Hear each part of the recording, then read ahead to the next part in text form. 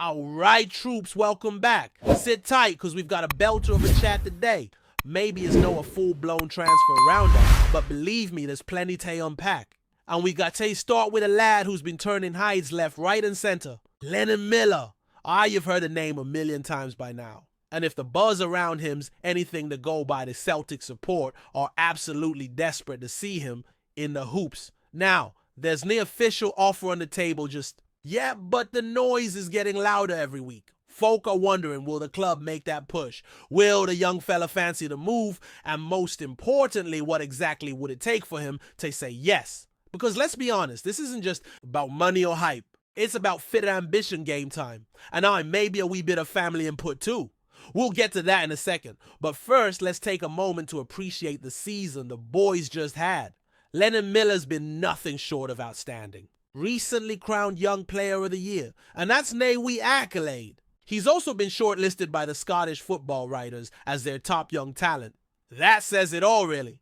The consistency, the growth, the impact he's made on the pitch, it's all there. You can't help but feel this is a player destined for big things. It's a meteoric rise when you think about where he was just a year ago. He joined up with a first team settled in fast and never looked back. And now we're left with a big question. Are we actually going to try and sign him permanently? Because from the outside looking in, it feels like the clock's ticking, there's been scouts watching, there's been quiet chats behind the scenes, and a lot of hinting that a move might be on the cards. But what's the lad himself saying? Well, he's kept his feet on the ground. He's not exactly shouted from the rooftops about leaving, but he's dropped some pretty telling comments. He spoke recently about how other young Scottish players have gone abroad and made a real name for themselves. Said he'd be open to a move anywhere, really, as long as he's playing football. That's the key here. He wants to play. No sit on the bench, no warm the seats, but actually get minutes on the pitch and develop his game. And that's where things get interesting, because if we're serious about bringing him in, we need to show that he'll be a part of the first team plan straight away. There's nae time for half measures. The lad's clearly ambitious, and get the feeling he won't be joining a club just for the badge or the history. He wants a project, a role, a vision where he's right in the middle of things. Now let's talk timing. The summer window's just around the corner, and it's shaping up to be absolutely pivotal. Lennon's about to enter the final year of his deal with Motherwell, and from what we're hearing, there's little chance he'll be putting pen to paper on a new one. Which puts Motherwell in a bit of a corner, doesn't it? They either cash in now or risk losing him for nothing next season. You better believe there'll be clubs circling. And here's where it gets even more layered. Lennon's been open about how much his dad means to him. The bond they've got is tight, proper close-knit. And he said before that he talks to his dad about everything. So any decisions bound to involve the old man. That kind of support system's massive. Especially for a young lad making a big call about his future. Now, if the rumors are true and his family's got their eyes on the bigger picture, then maybe, just maybe, Celtic's got a fight on their hands. Because here's the thing, it's not just the hoops that want him. Word is there's strong interest from clubs in Italy, Germany, maybe even beyond. That kind of competition means Celtic can't just assume they're the obvious next step. And that's before we even get into the midfield situation at Parkhead. We've already got Callum McGregor, Rio Hatate, Arnau Danjuma, and Paulo Bernardo scrapping for spots. That's a crowded engine room. So unless Lennon's coming in with assurances that he'll get a fair shot, he might look elsewhere.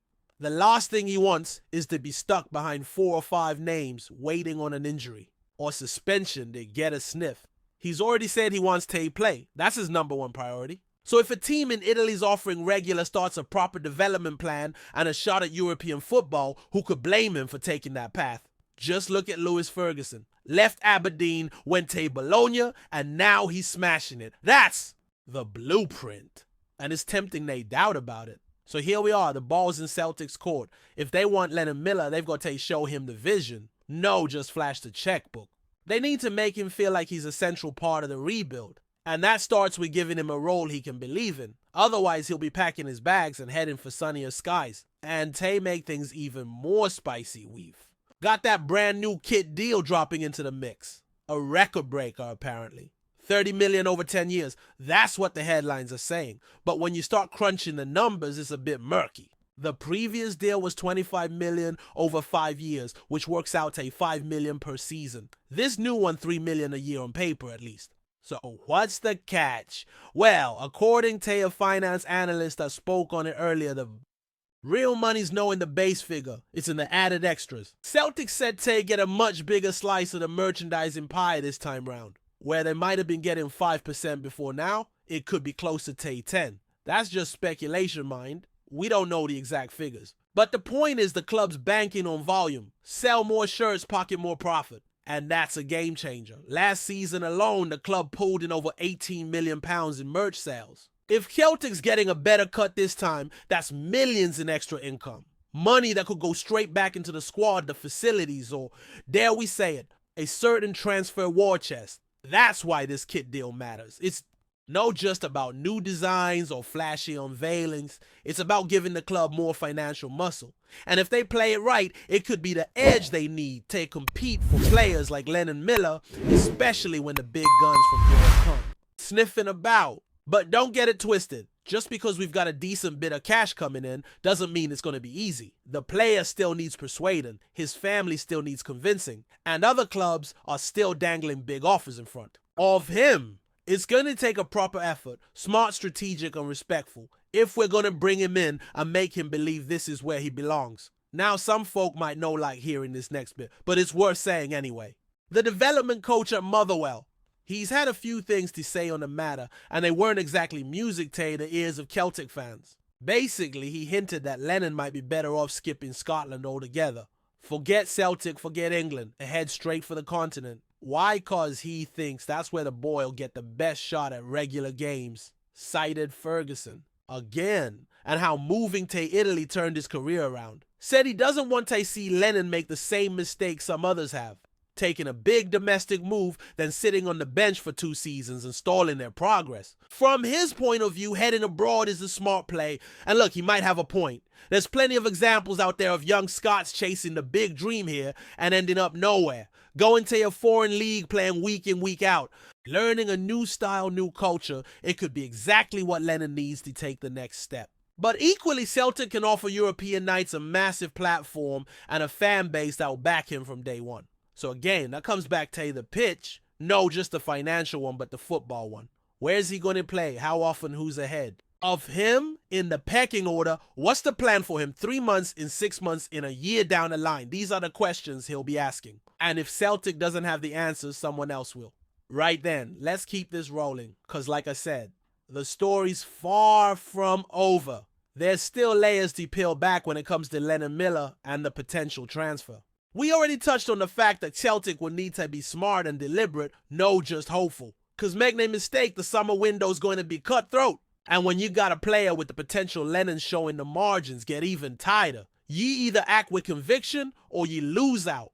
What makes this even trickier is how composed the lad is for his age. He's nay rushing decisions, nay getting carried away by noise or headlines. That level-headed approach makes him even more appealing, but also harder to tempt. He's clearly thinking long-term, and that means looking beyond just the badge or the wage. He wants progress. He wants purpose. He wants to know he'll be part of something meaningful. And let's be honest here, that puts a bit of pressure on Celtic. Because when you look at the depth of our midfield and the quality we've already got, it raises the stakes. If we sign him and didn't give him proper opportunities, it's a wasted move for everyone. But if we trust him, build around him, and give him the chance to grow, then it's a win for the club and for the player.